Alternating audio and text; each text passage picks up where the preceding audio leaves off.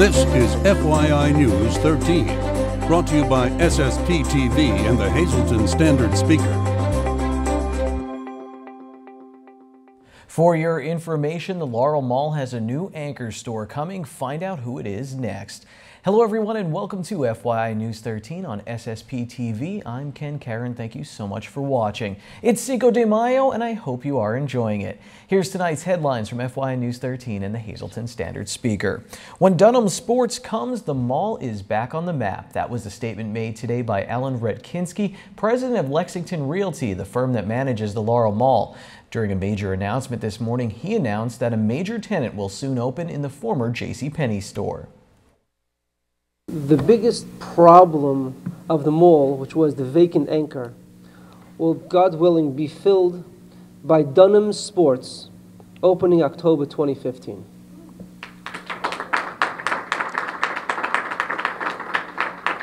We've driven around the entire Hazleton and areas, basically within about 50 miles, and we realized that many services are served in this area, but sporting goods are not one of those. Sporting goods is something that's lacking. We worked for months and months, meeting at the headquarters, meeting in different conventions with Dunhams to try to go ahead and bring them to the mall. After many months, we have been successful. You will be seeing some dust walls going up within the next probably week to 10 days, and you'll be hearing a lot of jackhammering. That's a beautiful noise. Processes, we know what type of tenants work together. We know what makes up our mall and other locations. Basically, what we find is when we have different parts of the puzzle and one part of the puzzle is missing, why? I do a market research as to how many of these type tenants are in the area. And I found that sporting was missing. And I said, hey, it's a missing piece to the puzzle. Let's make it happen. And from there, I reached out to them and worked basically 12 months to reach them, to get them, negotiate a lease, and ultimately have them sign it. And you mentioned there's another national tenant. I know you can't say who it is, but just talk about that a little bit. You are pursuing. This isn't like, okay, we got an anchor store. We could get off the gas a little bit. We will not go to sleep until this mall is full. It doesn't make a difference if it's a 10,000 square foot vacancy or if it's a 1,000 square foot vacancy. I'm not happy unless it's 100% occupied. Yes, I'm working on these other tenants. Yes, they will come here. And again, I've been working over 12 months on them. I spent significant amount of money to create visualization how the space is going to look. Ultimately, we were able to convince them through our presentation. Retkinski also announced plans to redo the restrooms at the mall and assured shoppers that they are working on a new tenant for a vacant store in the strip mall outside the mall, along with a potential tenant for the former Ground Round restaurant. While the Deb's store recently closed in the mall, he explained that that was a corporate decision by Deb's shop and had nothing to do with the local mall's location. With today's news, Retkinski says that the Laurel Mall is no longer a suffering mall and expressed confidence in the future, saying that people like to follow success.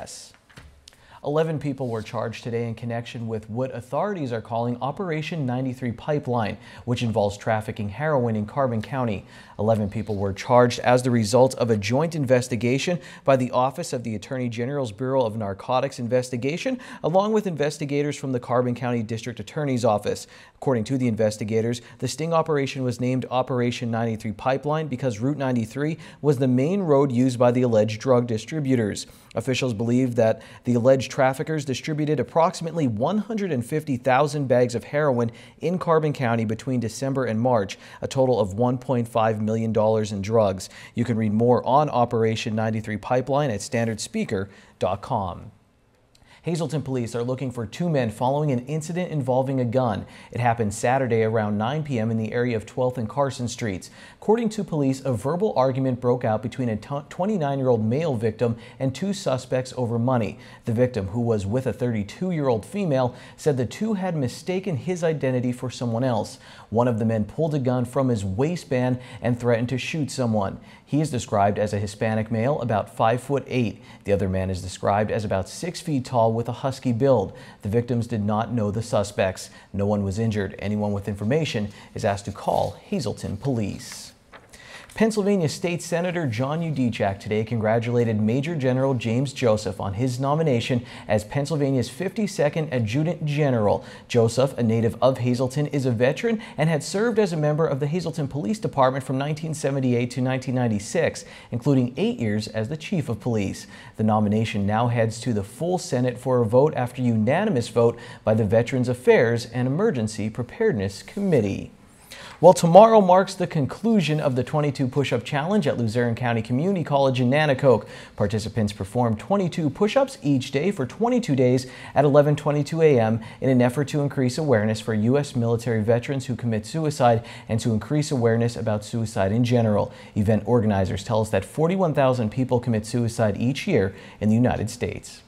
The highest rate of suicide is occurring in the category of white men between the ages of 45 and 64, and there's a steady rise in that area. The second highest is males over the age of 85, which I think most people would think that it's teenagers and young adults, where we see that this area is the most vulnerable in regards to emotional health and mental health issues. We also know that more males actually die from completing suicide, while more females actually attempt suicide. A closing ceremony will take place tomorrow at 11 a.m. at the library on campus. For information on suicide prevention, you can dial 211 or 1-800-273-TALK. This Saturday marks the annual Stamp Out Hunger Letter Carriers Food Drive. The drive is run by the United States Postal Service and the United Way of Greater Hazleton. Today we talked with organizers about how the drive will benefit those in need. I'd like to thank the letter carriers. We've been doing this for over 25 years. It's United Way's single largest food collection of the year. Last year we collected 11.5 tons of food to benefit the food pantries in the area. Food goes directly to Catholic Social Services, United Charities, Commission on Economic Opportunity, and the Salvation Army. I would say it's a longer day, but it's worth it, you know, picking up the food for the needy and everybody, you know. How can people make your job easier? What's the best way to go about this, to put out the food? By leaving it at their mailbox and everything, so we have visual access to it, you know, so it's easy for us to pick up. What does your truck look like on this day? I mean, how full does it get? I don't have a truck, I have a push cart, so it's even harder trying to shove it in there, you know, to bring it to a destination point, you know, and making a phone call for somebody to come and pick it up. And what actually happens for good folks like Mike that are on what they call the walking routes, we do have some United Way runners out in vehicles, and we help the walkers and even the drivers to lighten their load. We pick the load up. It makes the day go faster, and the letter carriers appreciate the assistance. To donate, place non-perishable food items in a bag on your porch early Saturday morning prior to your mail carrier's arrival. The United Way does need help sorting the food, and to volunteer for that, you can call 570-455-9515. You have to call by Friday at noon. Coming up next on FYI, Janine Mazurkevich hosts our Care for Kids segment all about foster children. And later in sports, we jump in the FYI Fast Lane and go drag racing.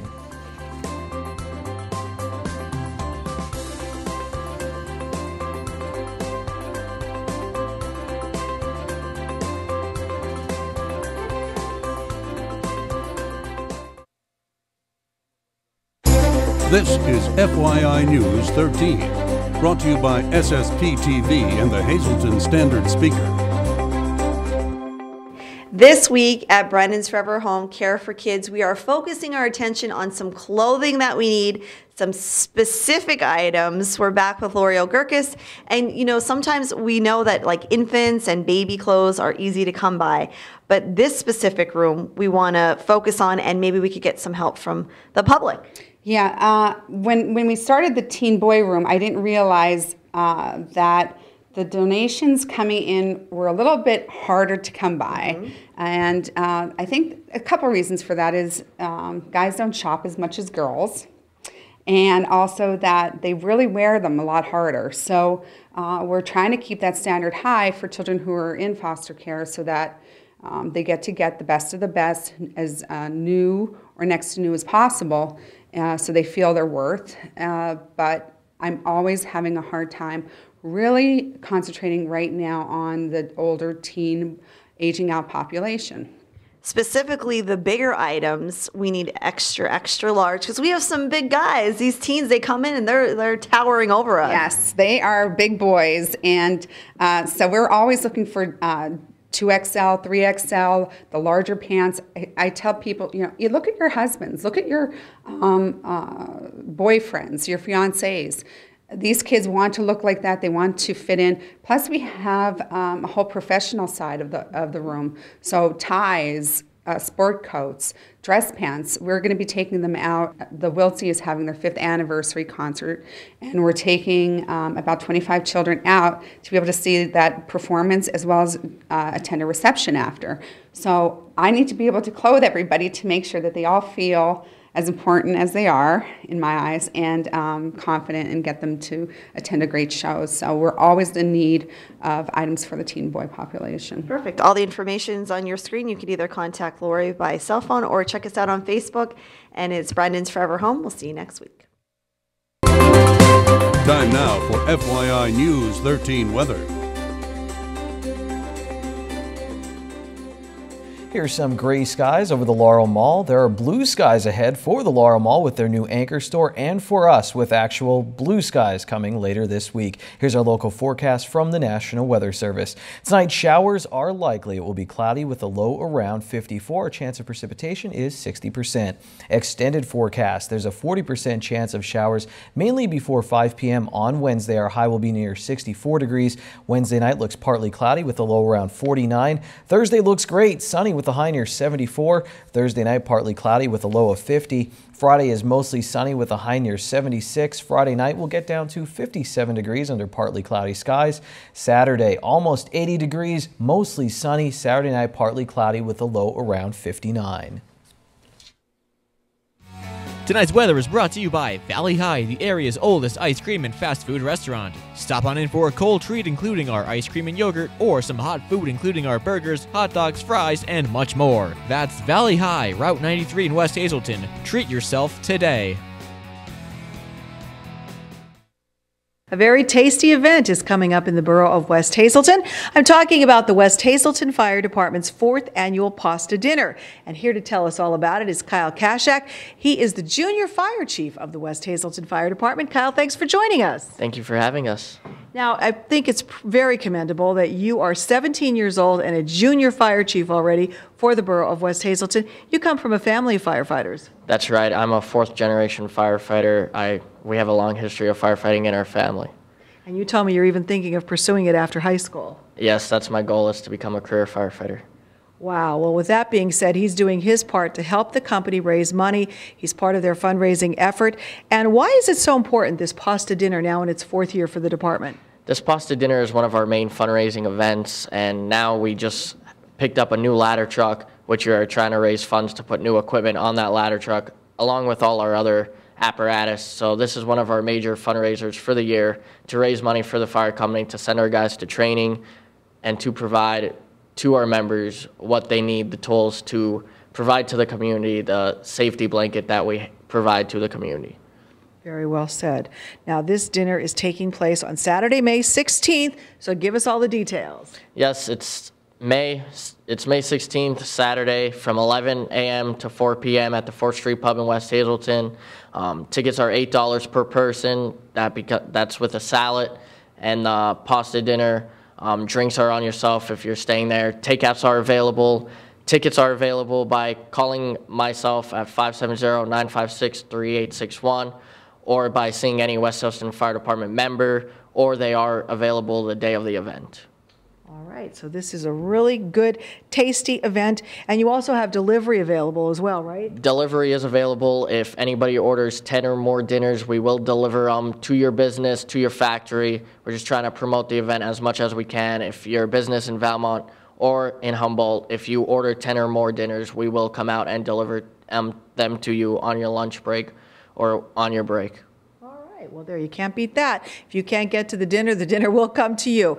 And we just wanted to give a plug for you as well, that you're a young person representing the fire department. We hope others out there will do the same thing. So you want to make a pitch for that? Just, if you think you want to help your community, the fire department is a great way to start to help your community.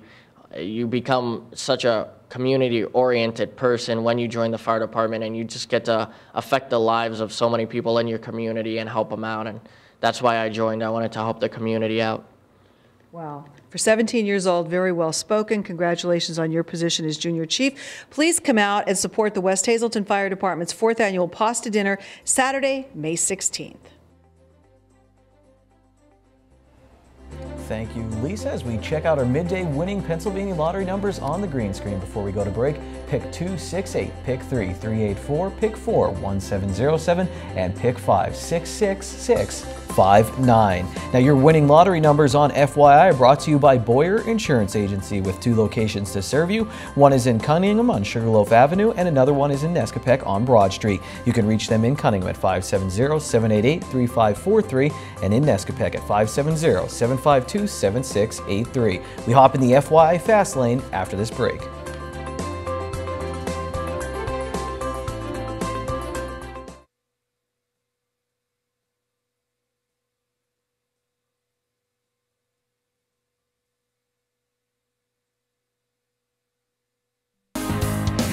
This is FYI News 13 Sports.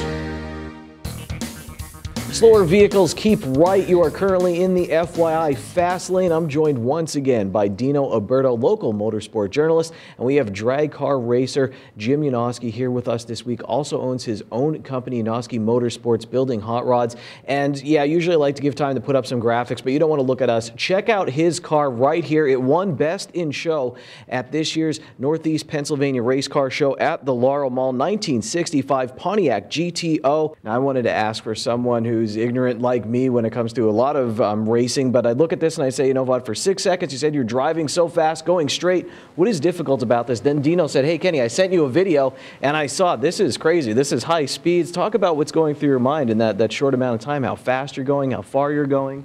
Well, everything happens very, very fast. I mean, if the car, they tend to, it's almost like driving on snow.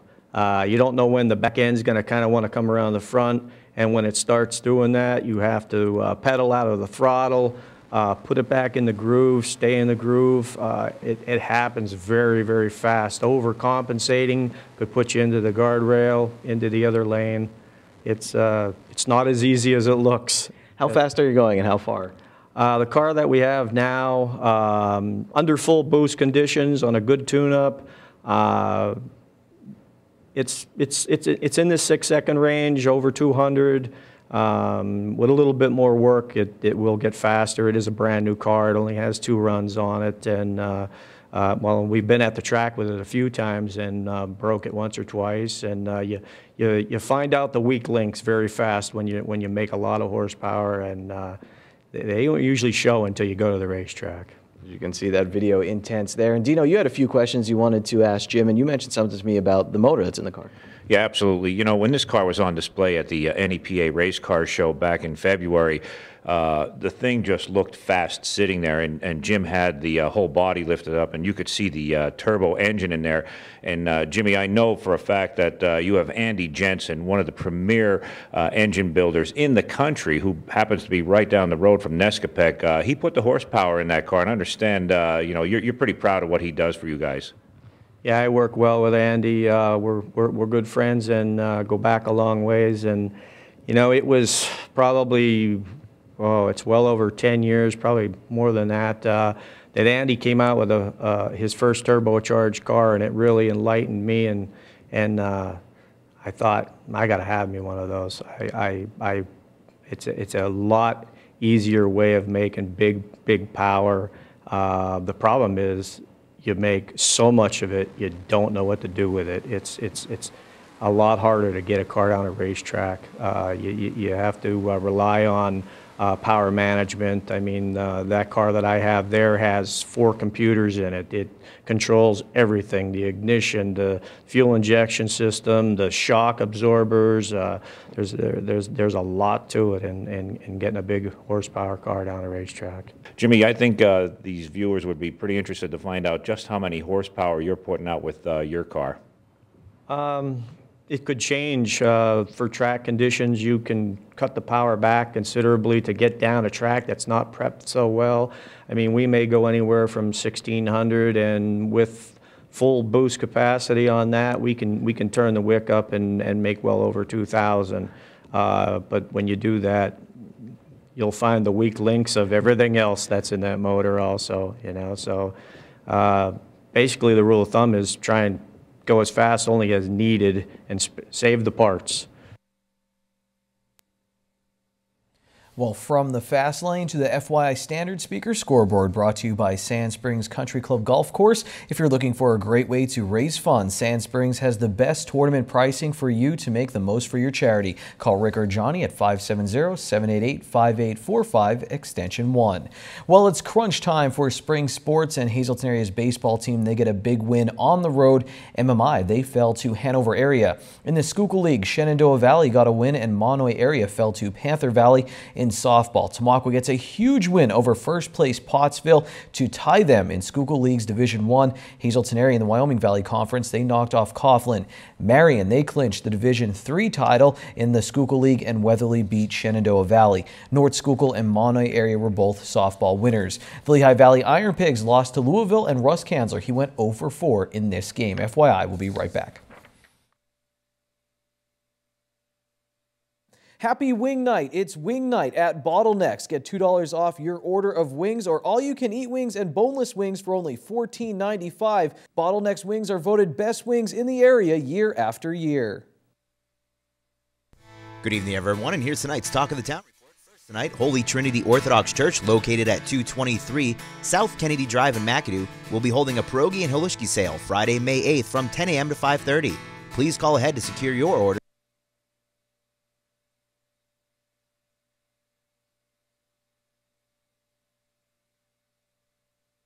79. Our next announcement, St. Michael's Recreation Center, 300 Fern Street in Freeland, will be holding a community yard sale on Saturday, May 9th from 8 a.m. to 2 p.m. Multiple vendors will be in attendance with a variety of new and old items and crafts. Great food will also be available, rain or shine, with plenty of parking.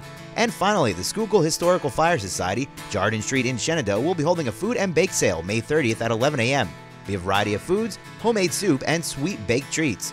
The bake sale will benefit the society. For info, call 570-462-4400. That's tonight's Talk of the Town. News 13 would like to send sincere condolences to the family and friends of these recently departed. Carmela Terse, formerly of Hazelton. Funeral is Thursday at 9 a.m. from the Fierro Funeral Home. Friends may call Wednesday from 5 to 8 p.m. Elaine M. Rufo of Whitehaven. Funeral is Wednesday at 10 a.m. from the Lehman Family Funeral Service. Friends may call Wednesday from 9:15 to 10 a.m. And Ann M. Boyder of Hazelton. Arrangements will be announced by the Frank J. Bonin Funeral Home.